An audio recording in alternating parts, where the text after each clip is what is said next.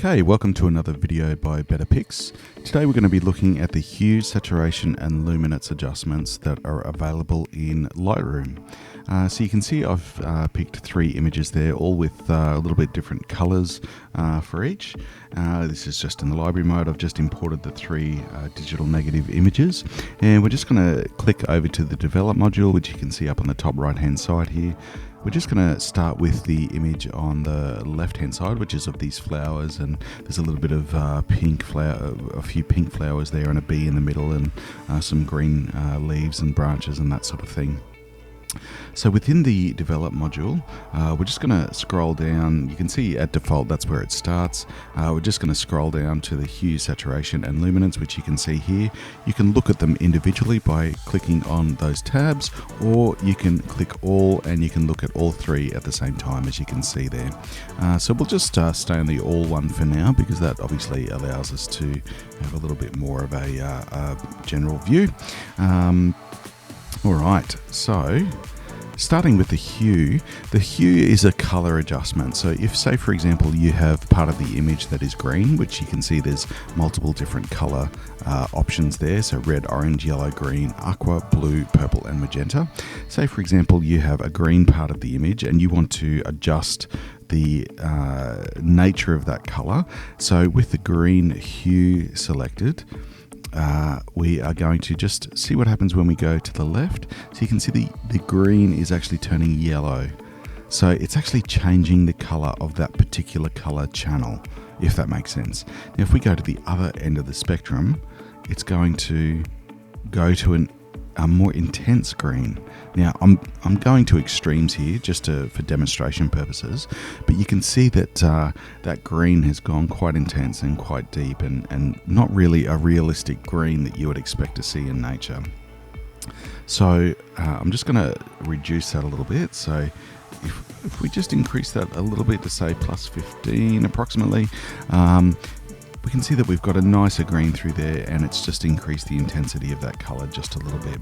Looking at the purple and magenta, or the flowers, those pink flowers, there's not actually a pink option here, so I would say that they're more of a combination of the purple and magenta, which you may find in some scenarios with images, that the specific color that you want to adjust is not represented by an option or a single option over on the right hand side here. So if we just adjust that purple and magenta, you can see that we are getting quite an intense or a changing color in those flowers. The nice thing about the options for hue, saturation and luminance in Lightroom is you have a one button option to turn off the adjustments that you've made up on the top left hand corner here. If I hover over that, you can see turn off color adjustment. So if I click that, it automatically takes us back to the original image. So you can see the adjustments that I've made there are subtle, but there's definitely changes there.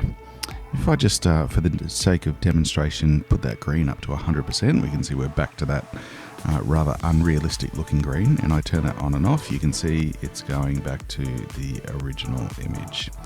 All right, I'm just going to take those back to 0. You just click on the numbers and then enter in 0, it will take us back to the original image. All right, let's have a look at another image. This one has obviously quite a bit of green, so if we make those same adjustments with the green channel, you can see that the intensity and nature of that green is changing quite a bit. Slid all the way to the left, the green turns various versions of yellow. There is still some green in there. All the way to the right, and it becomes quite an intense, deep green. Again, I wouldn't say that that's a realistic representation of the green in a forest. However, as I often say, make your adjustments season to taste. So make small adjustments and just get them to where you think it's a fair representation of the subject that you're photographing, but also the results that you're after as well. All right, moving down to this final image. This is a drone image that was obviously photographed just near the ocean. And this color of the water isn't really a green. It kind of is. There's certainly green in there, but it's more of an aqua, which we can see there's a slider just below here. So if we slide that all the way to the left, you can see the aqua, or the water, or the aqua channel, means that the water is going to a more of a green color. And if we go to the right, it's going to go to a more turquoise blue color.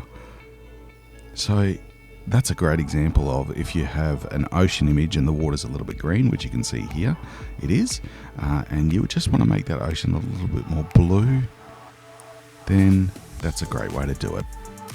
Alright, moving on to the saturation. Now the saturation for each of those color channels is the intensity of color. So for example, if we go back to that aqua channel on this particular image and we reduce the aqua intensity, you can see it's actually removing the color. Now it's at -100, it's not completely gone, but it's pretty close. And the reason that is because there's always other color that makes up a particular scene within an image. If we then move that slider all the way to the right, you can see it greatly increases the intensity of that color. Now you need to be careful, because if you increase saturation on particular color channels too far, then you can have what's called blocking. And that's where you start to lose detail because the color is just too intense. This is an issue for images that are being published online, but it's also a particular issue for images that are being printed. You'll find that that color will block up very quickly in a printed image versus a digital presented image. So we're just going to reduce that a little bit so that it's not quite as intense.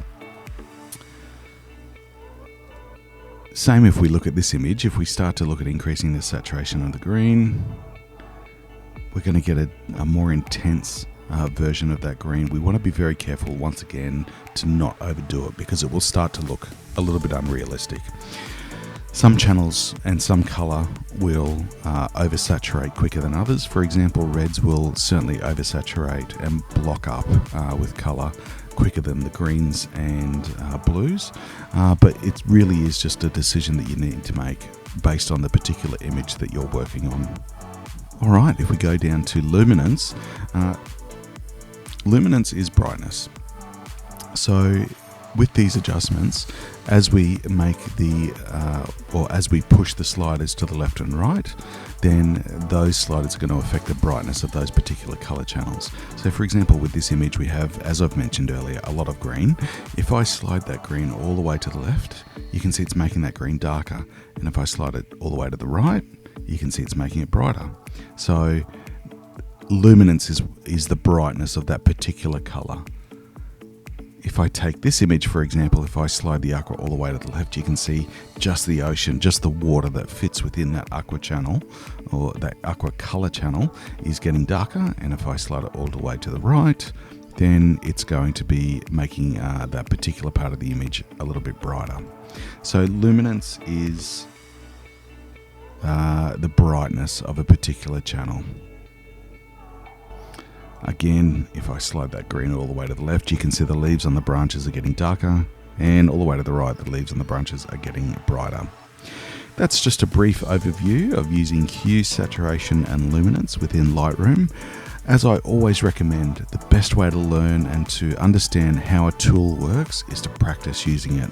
So maybe select a few images that have different colors in them, and practice using the hue, saturation, and luminance options on those particular images, and you'll start to see the options that it gives you when you're editing and creating images.